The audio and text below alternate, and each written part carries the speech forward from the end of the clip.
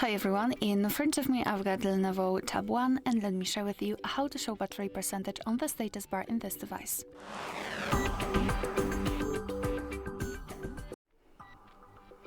So let's begin with opening the settings, and here in this left section we have to scroll down until we will find the option directly connected with the battery.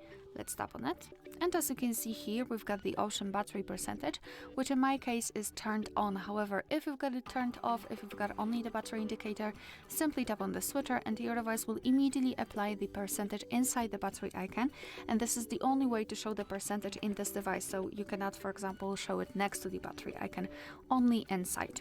And obviously if you wish to turn it off, just tap on the switcher again.